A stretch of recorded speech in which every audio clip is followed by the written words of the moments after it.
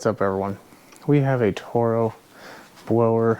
'Tis not the season yet. Hopefully it's for a while now, but it is about a month or two away. And this came in. This is technically a vac, so there should be like this little piece that connects off here, and then it kind of shreds leaves. Then you have a bag, or in this case it would just be shot out the tube, but didn't have that piece. But in the meantime, it's still good as a normal leaf blower. This is the problem. Well, hold on there.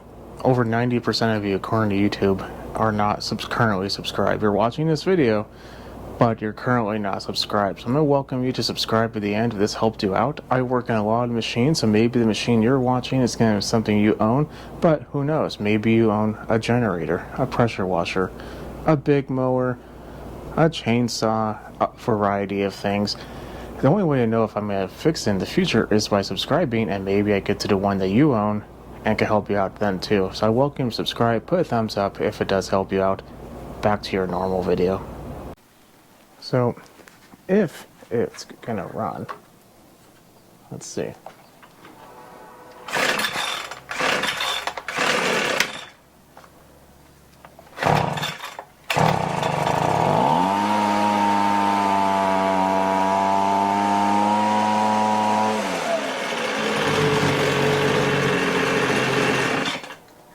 Never really gets to full power. Now, from what I can see, it has brand new fuel. I know that because I put it in there. When I got it, it was empty. And I thought originally the fuel just kind of needed to go into the carb, soak a few things, get them more pliable over the course of, fuel movement. What ends up happening eventually, after about 5 minutes or so, it just dies. And I'm kind of wondering if it was spark, but I was having a really hard time towards the end of it.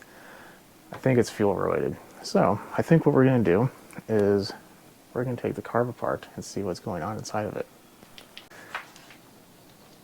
A while back, not really sure why, but a relative of mine for a birthday present got me an electric version of this. I do have quite a bit of trees, and that was their explanation. However, I'm just going to tell you this right now. This is not a oak tree type of machine. It just isn't. No matter what any review says, it just is not. Oh, there is a primer, except it's completely just trashed.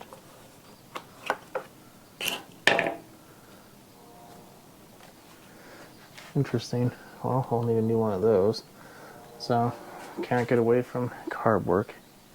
Let's go ahead and see what we need. And I think I need to go get my impact. Yep. T25. So yeah, if you are looking into getting one of these, don't think it's going to be able to do big leaves. It's not. I'm going to warn you right there. That one wasn't even tight.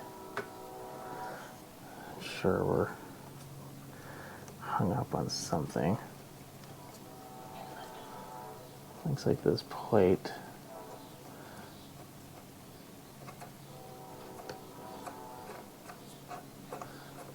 I think this is just getting hung up on like the end of the carb or something. I don't think this is. Yeah, it was a little hung up.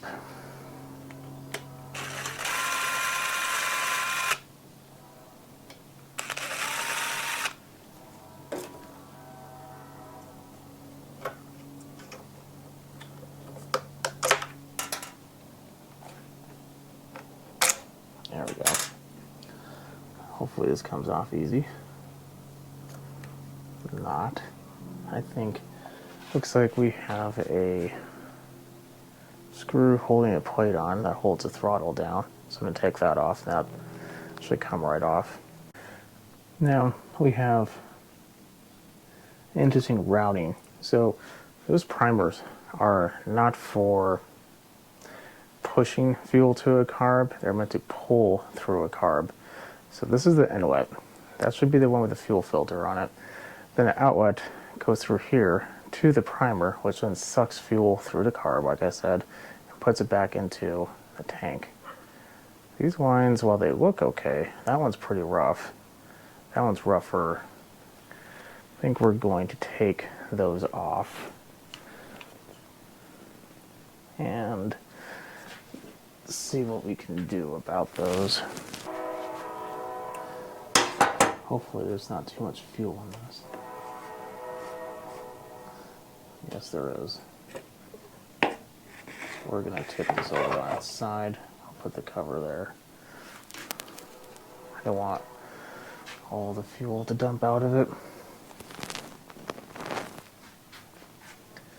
The reason why you need to undo the fuel cap is there's pressure in there. If you take this fuel line off like we're about to, it will just start spewing fuel on you.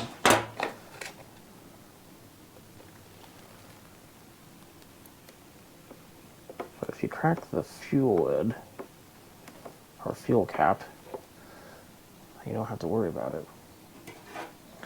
But unfortunately, we do have to worry about spilling the fuel, like we just did.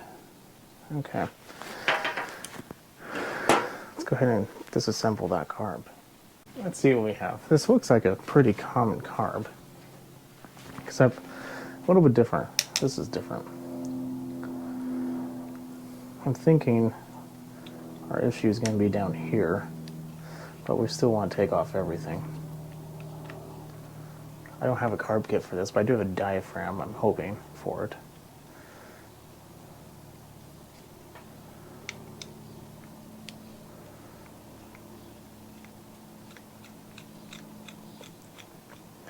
Off camera, I'm just going to take the fuel lines off and replace them. They're pretty nasty.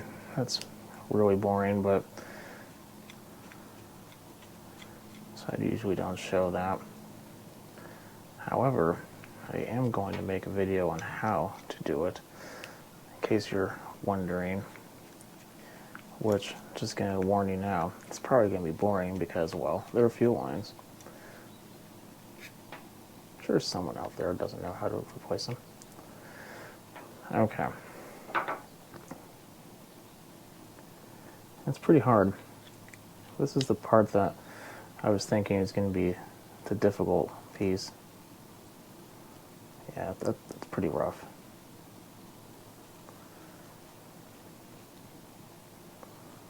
I mean, it's not like crunchy like some of them could be, but it's not right either. So, oh wow, this is interesting. This is usually not plastic. Huh. Stab myself with one of the little locators.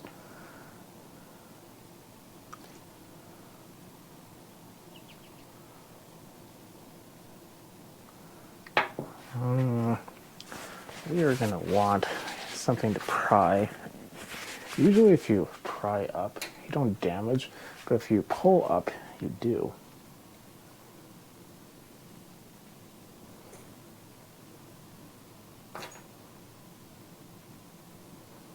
This is also very different. Usually there isn't this plate.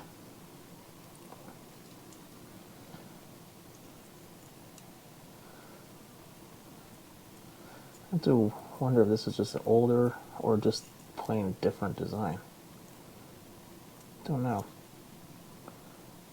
But yeah, usually this is not there. This isn't too bad. It's a little dirty on the outside, but that's fine. That is also still mostly pliable. Yet again, let's try not to damage it.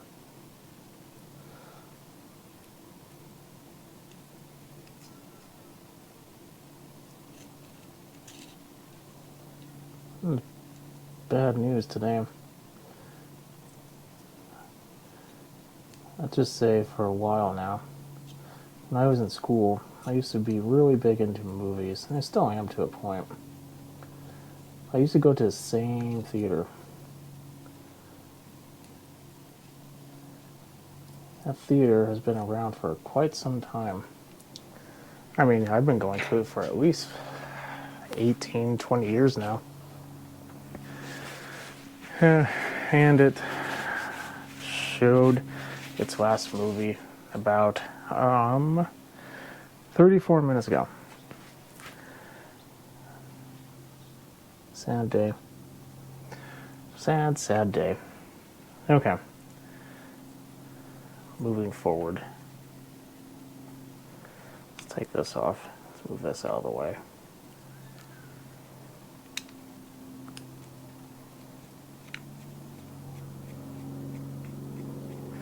So my theory on why it's stopping, I just think that original piece we took off, the diaphragm with the big circular disc on it, it's just too hard, and eventually that will control the fuel level in there, and if it's too low, it will just shut off, obviously.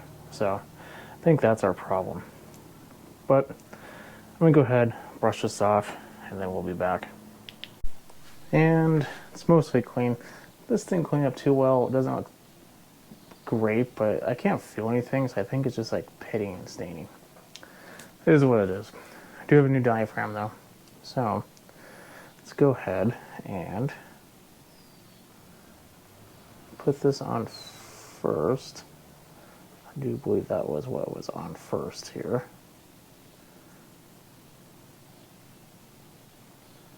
Or was it? Was it this one that was on first? I think it is. Yes, it is. Okay. Then I'll put that on. And now we can put this on.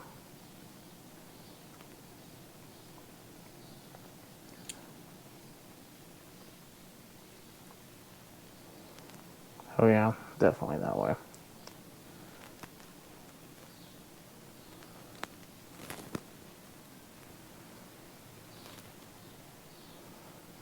Here we have it.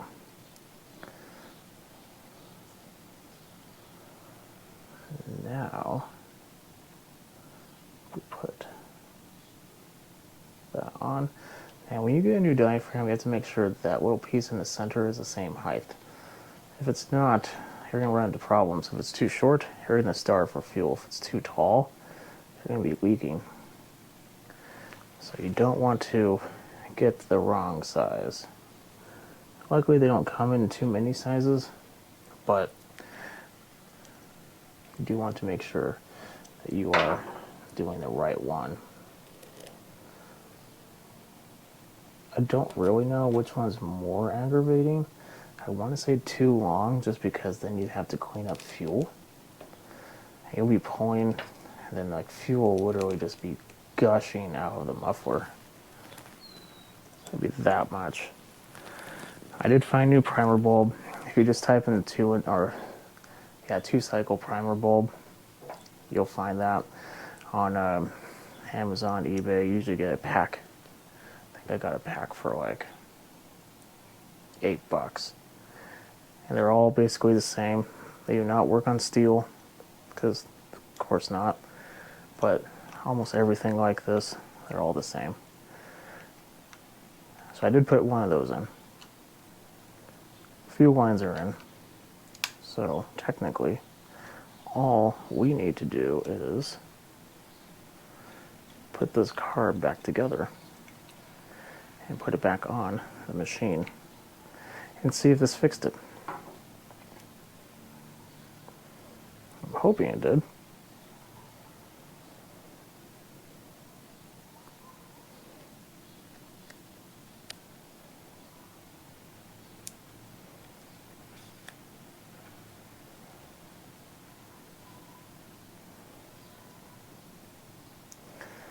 Okay, let me look at something real quick here.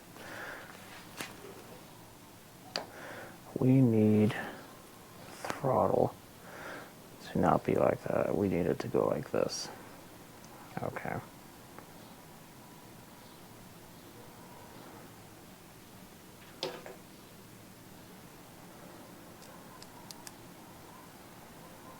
It is a good idea to kind of note the orientation of this, but I forgot.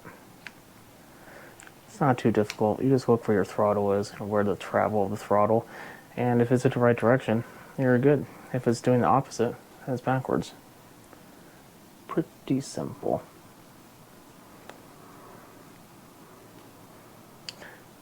Okay, I'm just going to reattach that exactly opposite how we took it off, and then we'll give it a pull. So it's probably going to be hard to see, but I still want to show you before I put everything back on. Put the throttle, I don't know, plate, and then I actually did put that on backwards, but fuel inlet, and over here it's a primer bulb. I figured we would test it out together. It's going to take a bit, but let's see if it fills up. Oh yeah, there we go. Nice, very nice. Now, put the air filter on, shove the air filter cover on, and we'll give it a pull. Let's see what happens. We move this. I mean, technically it should be more or less primed, but we did just take it apart. Let's do half.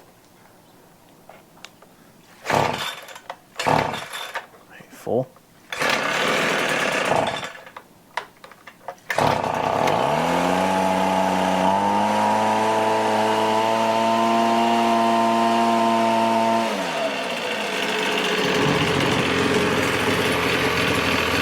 Let it warm up a little bit.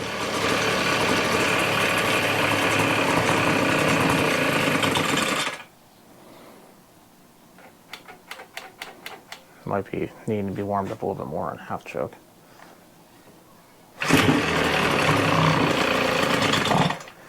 It does kind of sound like it needs to be throttled up a little bit. Turn it up quite a bit, and we'll turn it down when we need to.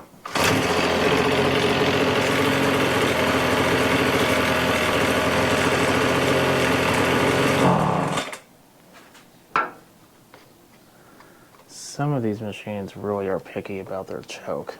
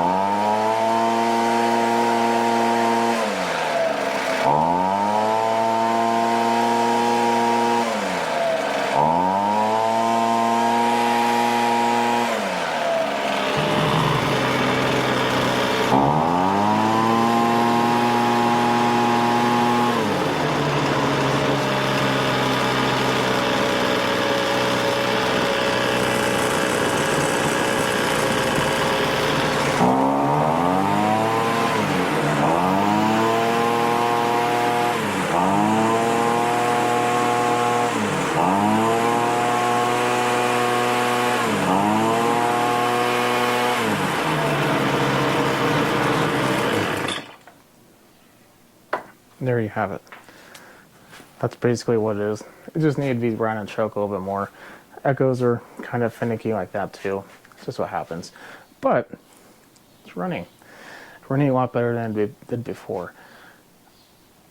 I maybe, after like 3-4 minutes, was able to get to 3/4 that engine speed, and it was sounding pretty bad. So, and this isn't always a dead giveaway, but there's a lot of smoke coming out of the muffler, which kind of means there was a lot of oil in there, or it could mean that it was running a little lean and getting hot. That's usually not a good thing. I mean, technically it's going to get hot no matter what, but as you can tell, it's running. All we had to do is replace a diaphragm, give it a good cleaning. If you don't have an ultrasonic cleaner, which is what I used, then carb cleaner, go through all the passageways. Real gentle brass brush would be nice to kind of clear the corrosion out, and that's it. And some fuel line. You could pick up fuel line online, your small engine shop, it doesn't matter. Make sure it fits your carb, and that's it. So, I say we give it another pull. no choke, and see what happens.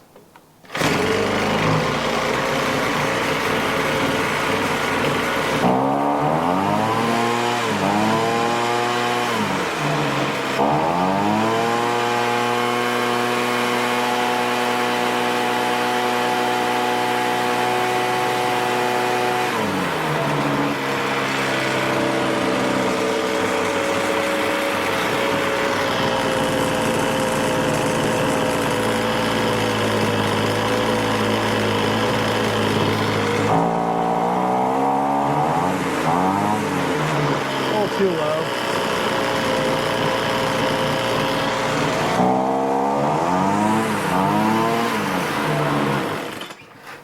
Yeah, this is a non-adjustable carb. I was looking to see on the top, that little plate that got backwards, there's usually a little screw on the top there. It's not there. So this is truly a non-adjustable carb. Fixed jet. So if you get it too low, it's going to bog because it's not really meant to be that low. If too high, you're just really going to be running the machine on too high of an idle, and what's the point of having a super fast idle on something that it's meant to be revved up routinely? Maybe you don't want to blow your bark dust or something when you're walking by it, but your idle is so fast, so you're pretty much at quarter throttle, and you're going to blow half your bark dust in your driveway, and you have to blow it back. It's just a giant pain. I think we're pretty good right now. So if you have one of these and it's running like total crap, and you put new fuel in it, still isn't, this is how you would end up taking care of it majority of the time. If you like what you see, keep watching, subscribe, follow me on Instagram at SmallEngine101. If you have any questions, definitely leave a comment below. If you need any help, definitely consider becoming a member. That is a perk of becoming a member. I will help out in whatever machine that you have. And yeah, I'll see you in the next one. Have a good night.